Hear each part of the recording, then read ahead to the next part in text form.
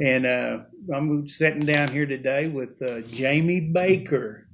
And so I'm Donald Hill with the River Ministries, and we're looking forward just to sitting and just dialoguing about a few things today, about actually talking about a few things that we believe that can help for other people to live this resurrected life that Jesus Christ died to give us. And so I want to ask, first of all, Jamie, tell us a little bit about yourself. Well, if you're listening from Canadian or watching from Canadian or Hemphill County or Western Oklahoma or whatever, I'm Jamie Baker. I'm not a native Texan. I'm from Tennessee, which makes me an Uber Texan as far as I'm concerned. I wasn't born in Texas, so I got here as fast as I could, as they say. Born and raised in Tennessee, did a 10-year career in the United States Army, and then after that I moved out here to Texas to actually do what my degree says I'm able to do, which is being a wildlife biologist out at the Gene Howell Wildlife Management Area. And so that's basically what I do. I also have another degree in forestry and a master's degree in finance. So that's kind of my area of interest these days. Yeah. So that's who I am. I have a wife and 3 kids, and we live out on the Gene Howell. Yeah. So, yeah. Well, very good. That's a quick, brief, but very thorough. Yes, sir. Yes, sir. And so, Jamie, you've been one that you love education, and you're a studier. And I've noticed that because of even some of the scriptures and stuff that I've shared with you or that we've shared in the past, that you come back and it stirs thoughts. Absolutely. You meditate on learning. And so, and that's a big plus. And so I do know that you've had a big interest, and you have, like you said, you've got your master's degree now in financing. And I know that that's become a passion that is really just really stirring deeper all the time in your life right now. Yes, correct. And it's one of those things I never thought I would actually be, because, most of the times folks like me who are wildlifers, as we call them, or foresters, we want to spend a lot of our time outside in the woods and, just kind of by ourselves. And now I'm like, wow, I can actually work with numbers, and it's fun to do it. And the Bible is chock full of financial scriptures. I think Dave Ramsey even said there's 2,000 plus related to finance within the Old and New Testaments alone. So it's one of these things where you're right. I do like to study it just because it's fun. And, if I can have fun and satisfy my curiosity, that's part of the scientist in me. Yeah. And then, actually get to implement something that's going to work and help myself and my family and other people, then it's a win-win all the way around. Yeah. So. Yeah.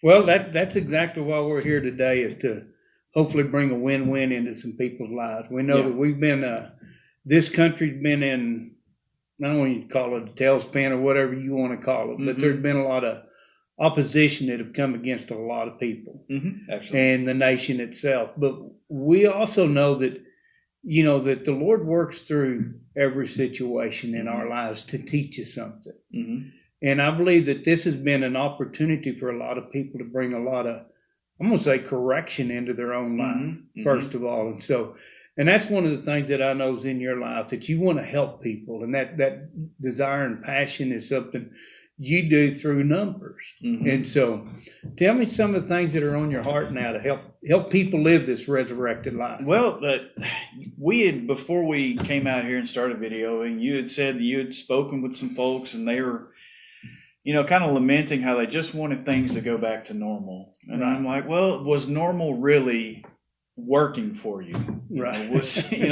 And particularly for me, was it working for you financially? Were you actually getting ahead? Were you, keeping your head above water? Were you below water? I mean, were you just sinking? And now I see now as a time for not to go back to normal. I see now as a time for us to, shore up our foundation, get it on the solid rock, so that we can build a good house to work from, and then really get going forward with a life that is better than what we had. Okay. And that means our everyday living, and not just that, but our spiritual living as well. I mean, like I've told you many times before, if the financial part of your life is taken care of, then the spiritual part is real easy to get a handle on. Yeah. And it's kind of counterintuitive for us sometimes, the way we think. But I tell you, when I don't have to worry about a bill being paid, or I don't have to worry about, all right, am I going to get enough jobs this month to cover the loan on the truck? It really makes life easier, but enjoyable as well. And I understand a lot of us enjoy the struggle. That's part of it, and that's what the challenge makes it fun. I get that. So yeah, me personally, I don't want to go back to normal. I mean, normal was fine for me and my family, but I'm like, man, I've got a real opportunity here to just shed the extraneous stuff in my life that I don't really need, nor does my family really need, and a lot of the thinking we really don't need, and get down to a good fighting weight, lean and mean state of existence, particularly financially, where we're able to be more agile when the things of the world come against us, and we still don't have these millstones around our neck that are going to constantly try to drag us underwater. Right. So, yeah, I see this as totally as an opportunity to get ourselves on good footing and to go forward from a position of strength. Right. And you and I are both sitting here, and we both still have jobs. Absolutely. And there's a lot of people out there that going through this, some have lost their jobs, and some don't know if they're going to have them back. There's a lot of insecurities that are still out there for a lot of people's thoughts. So you are talking not only from an aspect of somebody still thriving through this time, but even the ones that are not. That are struggling from basically day to day. And so. Yeah, absolutely. One of the things I think about when I think about people who are not in my position or in Felicia's position, my wife, she's a government worker as well, and we're still getting paid, right? And we're totally sympathetic to that. One of the things I think about, and like I talked about earlier, just a second ago, shedding those things that are extraneous in your life. All right, do you need the King Ranch, Ford truck? Yeah. Okay, is it getting you the return that you originally thought maybe you were going to get out of it? If not, maybe we should scale down just a little bit. Okay, are we still able to get the functionality out of it? Can we still go to work? Can we still utilize that scaled down truck for work? And that's what I'm talking about. Yeah. Because you lower your truck payment and everything, and that's one less thing, but we're still able to be functional as we were. We may not look as good doing it, but we're still able to get it done. It may be things where we've got to go and maybe find a little bit more modest housing.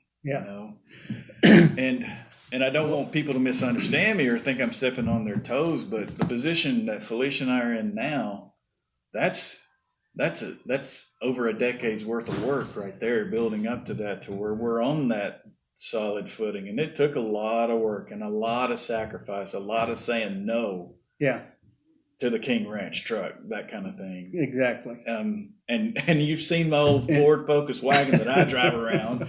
That's, touching 20 years old, but, it's not a liability to me in that regard. Right. I've sat and because you stir me at times. You stir things within me to think different at times. And so, and some of it I dig into a little more, and some of it I don't dig into it as much as I need to. But I run across a deal the other day, and I got to looking, and I don't know how to do all my figures and do all that. But I know that I was looking because I've been on the phone today with my mortgage company for probably almost an hour, and trying to correct some things on that, because I'm seeing to where I can take and something as simple as a $5 cup of coffee, and and that's a $5 cup of coffee, not much anymore in places, and so. Around Canadian, it's hard to find a $5 cup of coffee, but they are here. Yes, sir. Yes, sir. But you can take that $5 cup of coffee, and when it is applied right, that $5 can turn into $45 pretty quick. Really quick. And those are just because of interest in the way that interest rates work and all that. And so that is people with mortgages. And I know that that's a majority of the people. Yeah, absolutely. And so they can take things, something simple like that, and totally transform the way they do things Mm-hmm. to get themselves into this new position Mm-hmm. that God has for us. He's for us, Mm-hmm. but sometimes we haven't been for ourselves very much. That's correct. That's correct. And I've spoken on this in a sermon or two in the Yes. past. How God is for us, and one of the ways, I called it white belt Christianity. Your finances are the white belt level of one of the things you can do to honor God, and just being a good manager of money in whatever form it takes, whether it's your capital assets of your house, your truck, or it's actually your actual cash on hand. If you manage it, it won't be managing you.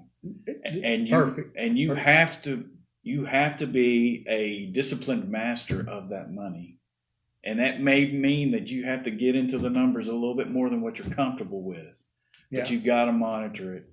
I mean, I've got an app on my phone that ties right into my bank account, and I can see when I make a purchase, when Felicia makes a purchase. I'm constantly monitoring it every single day, and I'm also doing the things just like you're doing, scratching down on pieces of paper numbers, just to maybe not as an official recording of the numbers, but to jog my mind constantly.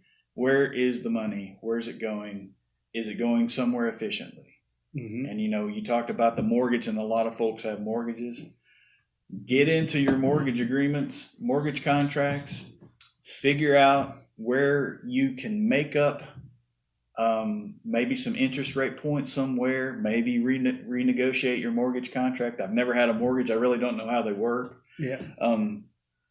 And see where you can just get these onesies and twosies over and over again, and like your mortgage, maybe in your truck payment, maybe in your land lease payment, that kind of stuff. Exactly.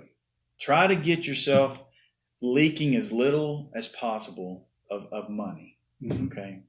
And that includes the $5 coffee. Fix yourself a pot and drink it throughout the day. Well, there's so many different little steps that you can take to make huge differences. Absolutely huge, because we talked about the compounding interest effect. Yes. So, you said a key word there to me, and that's part of what I had to jog down there. Is you need to be a master of this. Absolutely. Not just a manager, because a manager just gets by. Mm-hmm. And God didn't create us to get by. He called us to excel or to thrive. Absolutely. In what it is. And so, we've all got opportunities to advance right now. We do. And so it's going to be we're going to have to determine within ourselves, are we going to do it or are we not? Right. It's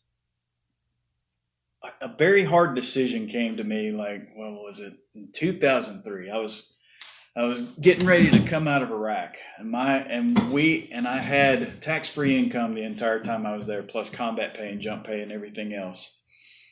And Felicia and I were still dating, but my mom and my sister were like, "Hey, you need to get you a new truck when you get back home with that money." And of course, I was like, "No, Dad gave me his old Dodge Dakota, and that's good enough for me right now." And so that little decision right there, built upon another little decision to forego a little bit of pleasure down the road, has paid off to where we are right now. Those little decisions, because I decided early on, and I'm fortunate because I grew up in southern Middle Tennessee, and Dave Ramsey was right there in Nashville. Yeah. So I got to listen to him every day.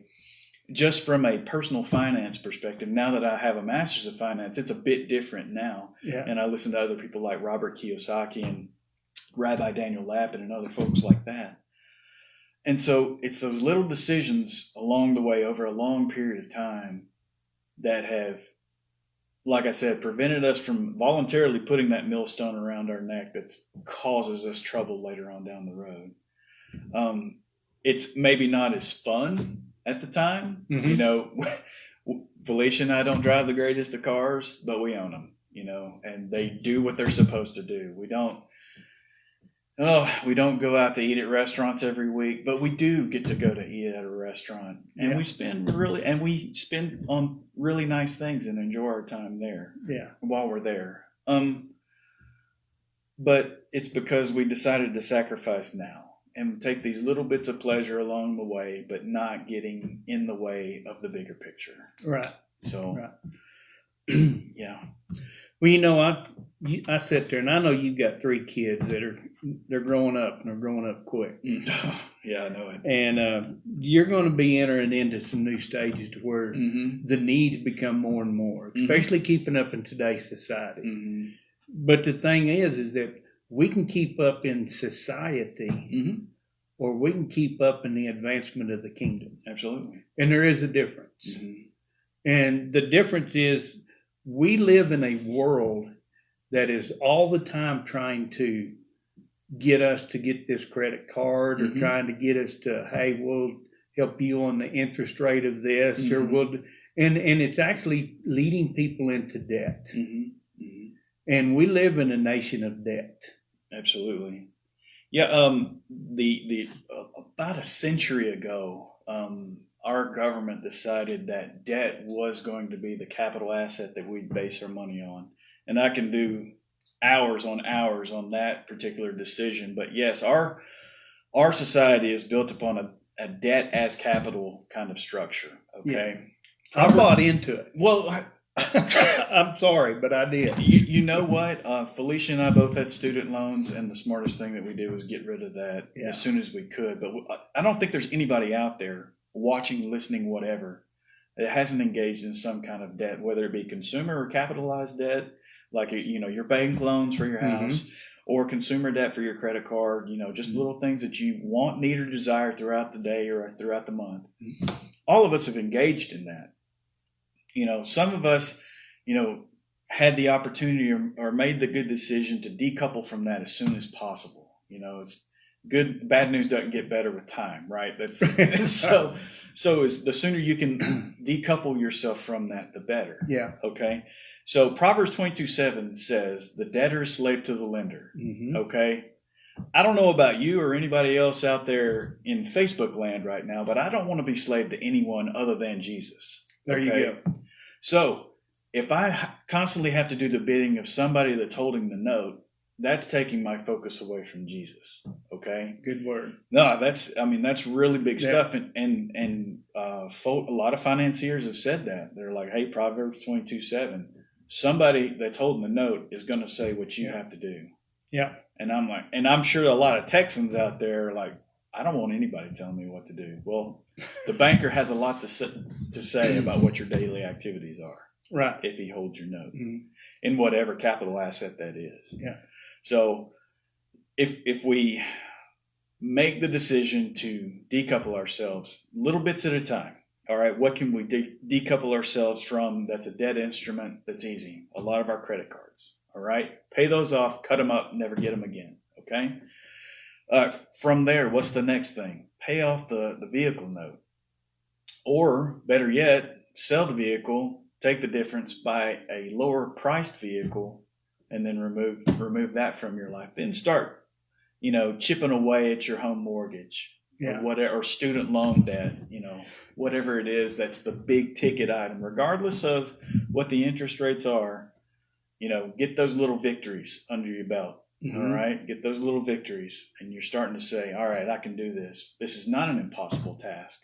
And so from there, you start to decouple yourself from that debt as capital mentality.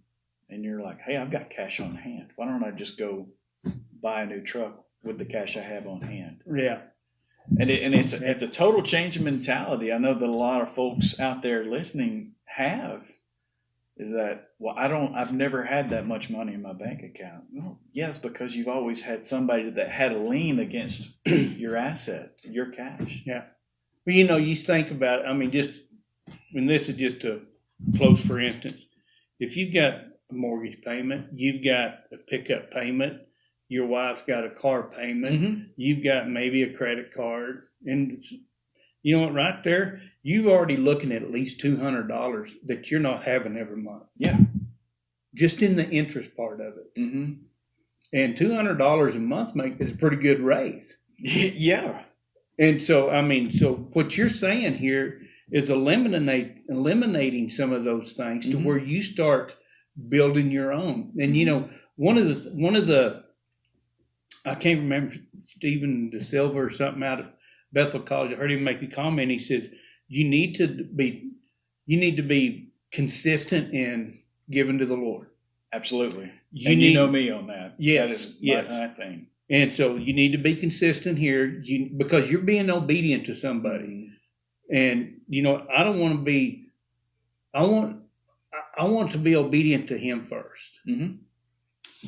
But you know what? I've tied myself up with some of these other masters over me now, and I've got to also stay in tune with them, but I don't want them to master me. And the only way I can keep them from mastering me is to start eliminating. Absolutely.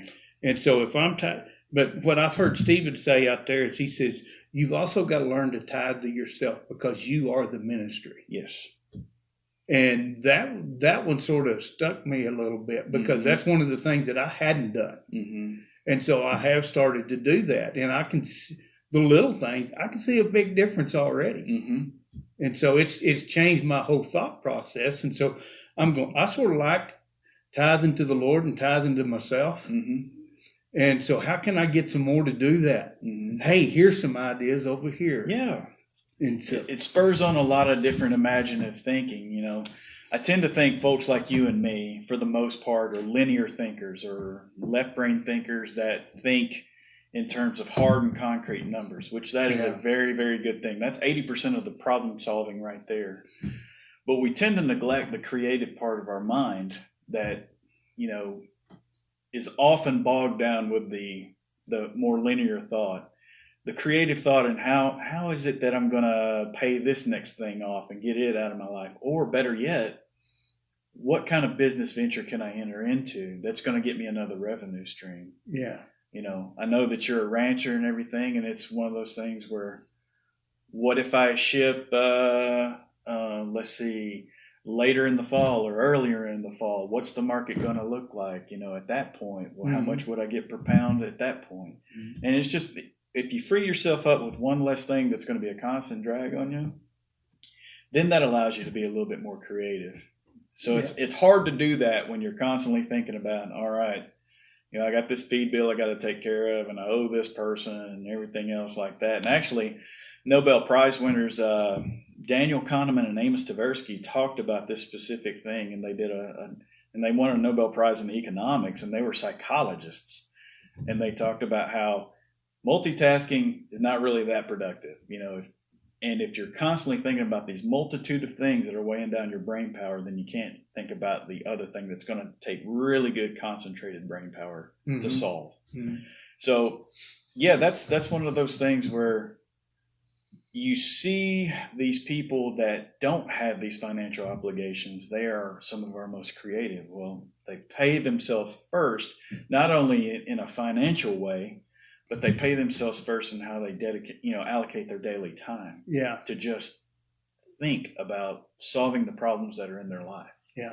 Yeah. So, well, that's what I believe that the opportunity that is before people right now during, what the enemy meant for harm, the Lord wants to work through and to grow people up in it. He does have something to teach each and every one of us right now. In the middle of this pandemic or whatever you want to call it. But I believe it is a spiritual attack. Absolutely. Finances to me are one of the easiest and most effective ways to exercise your spiritual muscle. And because what are the majority of our problems? How do they present themselves in our lives? They're financial ones. Yes. What do couples fight over most of the time? Yes.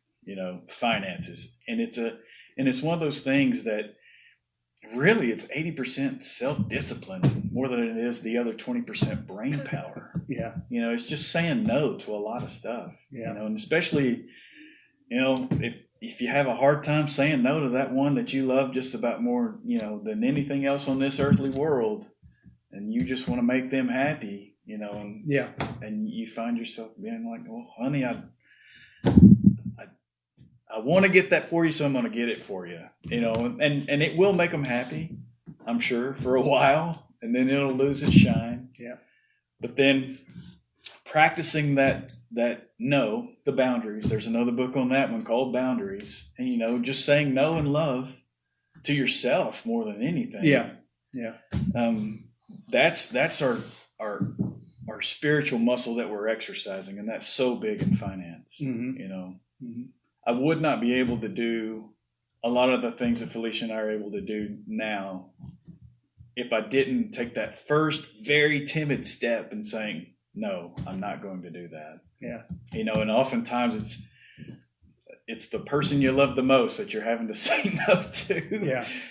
Well, it's, you know, I look back over my life now, and there's a lot of time I got a lot of the toys, Mm-hmm. I might say, along the way, and you know that, and I'm going, could I afford it? Well, yeah, I could make it work, Mm-hmm. but that's all I did is I made things work. Mm-hmm. To where if I would have been disciplined enough to say no then, Mm-hmm. I could actually have more now. Mm-hmm. Yeah, that compound interest thing doesn't just work in money; it works in opportunity as well. Yeah. So there's a kind of a maxim within the financial world that when you have the financial means to do things, opportunities come to you. Mm-hmm. So, and I want to go back to what you were talking about with the tithing yourself piece. Yeah, always, you know me, Felicia and I, faithful tithers, 100%, no questions asked. That's how it's going to be. Period. End of story. And tithing yourself, if we're going to call it that, is so key as well. Felicia and I have set up our bank accounts for automatic drafts or payments into certain accounts that, you know, set aside money before it is ever presented to us as, you know, fungible money that we can use for whatever we want. It's already been set aside away. Very and good. So, and that's one of the ways that you can discipline yourself. You can have a little bit of technological help in that regard. Mm-hmm. Mm-hmm. And then from what's left over, that's what we have to work with for the month, and we have to stay within that. And to be honest with you, we haven't always been able to do that. We've been undisciplined, you know. Right. So it's one of those things where I, you know, me being a little bit more of a disciplinarian than Felicia is, and I see that, I'm like, what's going on here? And it drives me nuts because the numbers aren't matching to what I had originally planned. You know, it's another opportunity for me to spiritually exercise, you know, my ability to say no, my ability to work with my spouse, my helpmate. Right. You know, if she doesn't want to see the way I see things, or I don't want to see the way she sees things, we have to communicate with each other. Mm-hmm. All right, what is the medium we're doing all this on? Once again, it's finances. Mm-hmm. And so not only am I exercising myself, I'm exercising the other half of me that was here on earth with me. A lot of us don't want to do that sometimes, but it forces me into that to nurture that relationship there and to build it and make it stronger. Well, it does, because you're talking about solving a lot of marital problems right there. Mm-hmm. Communication is the key to every bit of it. And if I decide that my wife and I don't want to talk about finances, then I'm the one that put the wedge up between us. Mm-hmm. And we can't grow in that area unless we do that. Yeah. And so those are huge things. You're talking a whole lot more than finances. Well, yeah. So, well, it's just the little connecting thread between a lot of the things in our life. Often have that, you know, what is it? The mammon, the money connected part of it. Yeah. That causes so many different relationship dynamics. Yeah. Faithful in a little to be entrusted with much. Well, yeah, absolutely. And that has been so evident within the last decade and a half in mine and Felicia's life. You know, we're faithful with just being true to ourselves and our principles and saying no when it's time to say no. Yeah. And now we have been able to manage a lot more than our backgrounds would have ever said that we could have managed. Right. And you know mine and Felicia's backgrounds. Yeah. So yeah, absolutely. So, well, there's a whole lot of things that we can sit here and talk about today, but the thing is that I hope that everybody out there listening today gets a hold of is that you are in the middle of a major God opportunity right now. Mm-hmm. And it's going to look a little different for you than it does for me or Jamie or whatever, but you need to take the circumstances of what you live in, and don't let them control you, but you control them. Absolutely. And so I know that when I say that, I think of some people right now that have lost their jobs through some of this. Mm-hmm. And things will look a little different. I don't want to return back to what we call the norm. I want to go forward in the advancement of the kingdom. Mm-hmm. And so how can I do that in the little bitty things of life? Is exactly what you're talking about. Taking some little things and just making sure that they're in order. What the resources you do have are what you have to work with at this time. Mm-hmm. And whenever you put those resources into order, there will be more opportunities arise that you cannot see right now. And if I could speak to order, putting your resources Go. into order, Proverbs 24:27 says, plant your field first, then build your house. Planting your field means putting the stuff into motion that will take care of itself and produce an outcome for you later on. Mm-hmm. While that's doing that, go over here and take care of the things that need your attention all the time. Yeah. Okay. So prioritize that way. So don't eat your seed. Don't eat your seed. Yeah. Don't eat your seed. Be planting. Mm-hmm.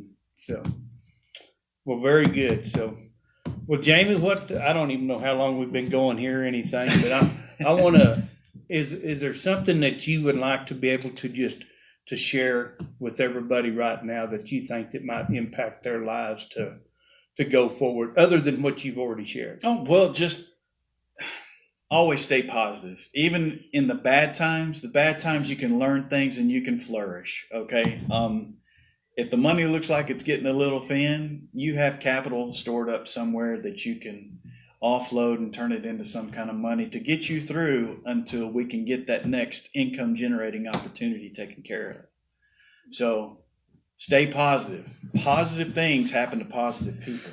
Very good. Very, very good. So, well, let me ask you this too. I know that you do have your master's in financing and that you're actually creating a business through this. That's correct. And so, but I also know that you have a heart that you like to help people. Yes. And so I'm saying this without asking you first, but I believe that if somebody is in a bad way and they need to talk about some things, that we could help give some guidelines to help them to get on the right path that God needs them to be on. Yeah, we'll sit down, we'll talk and see what the playing field is that we're currently on, and then we'll make a plan from there. Yes. And we do have here at the River Ministries, Jamie's done some teaching. I think it's either a 3 or 4 set yes, sir. CDs that we've put together, and that can be available to you if you desire to contact us. We can make sure that we get it out to you. So if you need to contact us here at the River Ministries, you can look us up on Facebook, or you can contact us at the riverministries1.org or 806-323-6596. So thing I'd like for you to know right now is that, you know what, may the grace of the Lord Jesus Christ and the love of God and the fellowship of the Holy Spirit be with you all. Thank you. God bless in each and every one. See ya.